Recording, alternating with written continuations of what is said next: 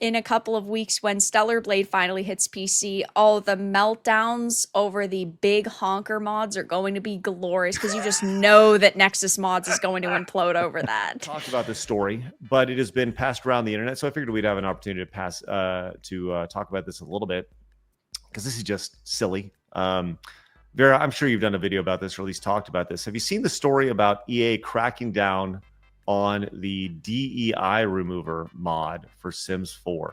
I have. I've not done a video on it yet, though. Okay, well, maybe you can take this and we can go with it. There is a DEI remover mod for Sims 4. It says there is a mod, however, that has caused a bit of controversy. DEI Remover 1.0 is a mod that changes the diverse character options found in the game to straight and white characters. EA is reportedly trying to have the mod removed from various websites, but it keeps on being re-uploaded according to a report from Wired.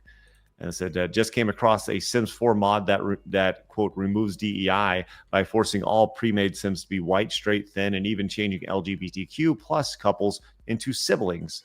She wrote, this isn't just a mod. It's intentionally erasing representation and pushing a harmful and disgusting agenda. The Sims has always been about creativity, diversity, and making space for everyone to tell their story. This completely goes after that, one Sims player said.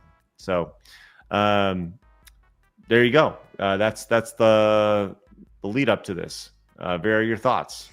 I do not think that companies should be cracking down on mods that only affect my version of the game. I think that is the beauty of mods is if I want to download it, I can download it. And if you don't want to see that type of content, you don't have to. If you don't want to download the mod, nobody is forcing you to. But unfortunately, we've seen this happen a lot. I mean, even looking at Capcom, they have said that they want to crack down on mods and they don't support PC modders anymore because of, public safety. And they, unfortunately, are just one of the many companies. They want to control what you are doing with your game, but that's all that companies really care about at the end of the day is control. There was a report recently that talked about, a patent Sony's finally doing, and they're basically implementing a social credit score. They want to implement a social credit score because they want to be able to ban you from their platform if they want to, whenever they want to, why ever they want to, and that's just how companies are. They want ultimate control. The idea that they would go to these and try to go to these websites or whatever it may be, these places where these mods are hosted and go to try to pull them down seems insane. Like that seems like a next step. And as you said, the idea that they're trying to ruin a personal experience for you, this is not one of those things that's forced upon people. It's just your personal experience playing it. So I think that's actually a really important point with that. Blabs, you got anything on this? No, I think you guys said it pretty well. Yeah.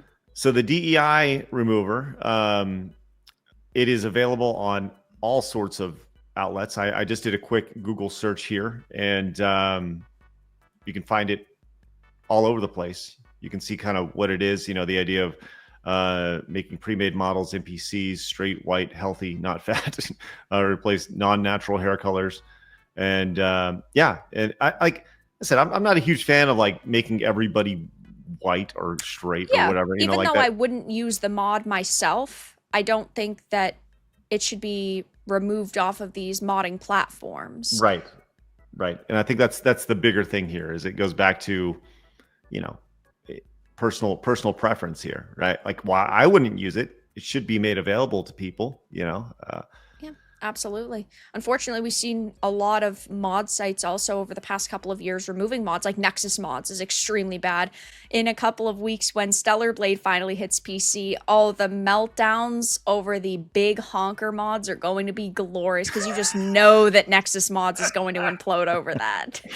There should be a giant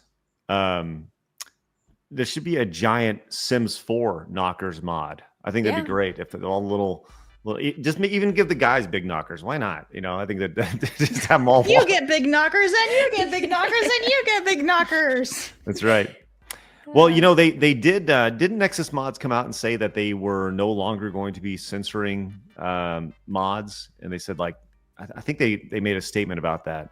I believe they basically try to say they don't ban mods for political reasons, which is complete and utter fucking bullshit. The people who run Nexus mods are activists, and all they care about at the end of the day, like these companies, is control. They don't want you to be able to view content that they dislike or that they disavow.